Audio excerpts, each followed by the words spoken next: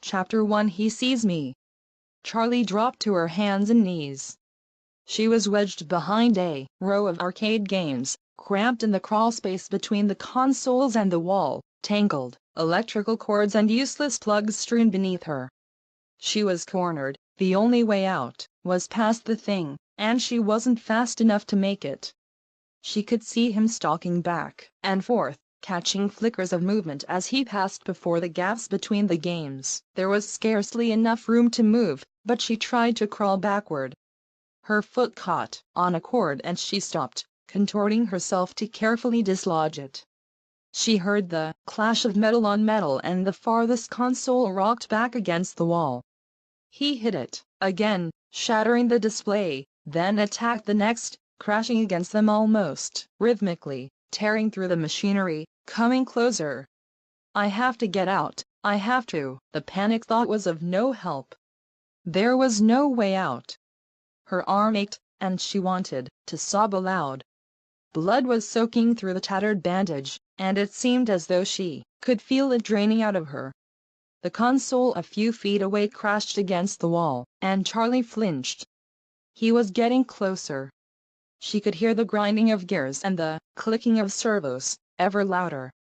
Eyes closed, she could still see the way he looked at her, see the matted fur and the exposed metal beneath the synthetic flesh. Suddenly the console in front of her was wrenched away and toppled over, thrown down like a toy.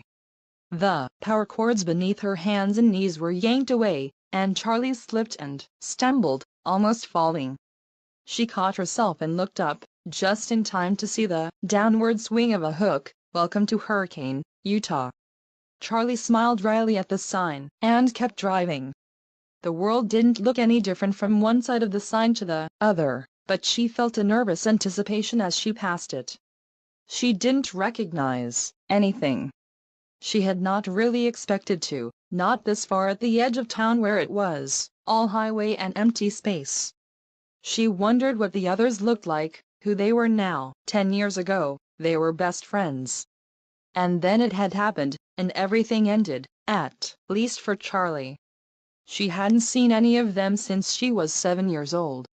They had written all the time as kids, especially Marla, who wrote like she talked, fast and incoherent.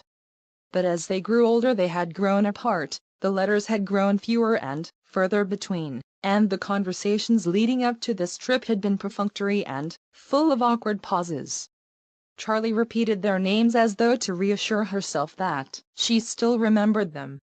Marla, Jessica, Lamar, Carlton, John, and Michael. That was the reason for the trip after all, Michael.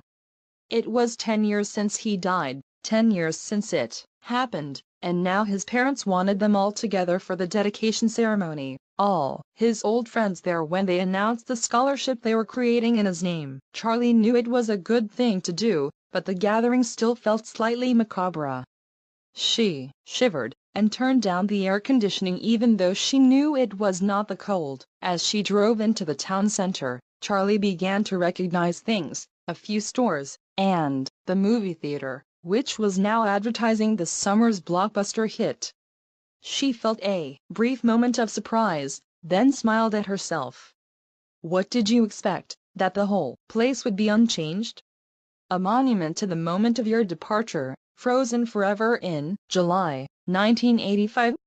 Well, that was exactly what she had expected. She looked at her watch. Still a few hours to kill before they all met up. She thought about going to the movie, but she knew what she really wanted to do. Charlie made a left turn and headed out of town.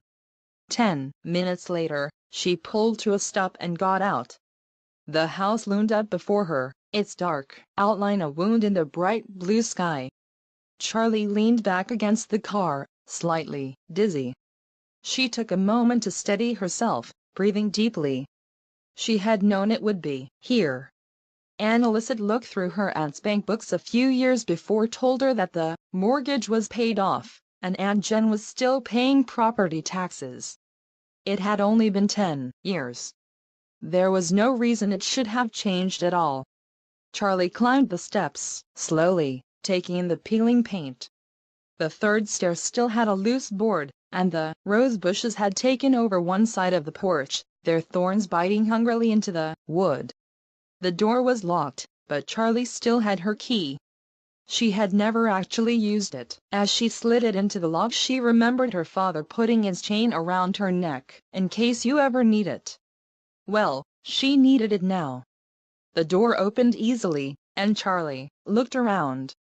She didn't remember much about the first couple of years here. She had been only 3 years old, and all the memories faded together in the blur of a child's grief and loss, not understanding why her mother had to go away, clinging to her father every moment, not trusting the world around her unless he was there, unless she was holding tightly to him, burying herself in his flannel shirts and the smell of grease and hot metal and him.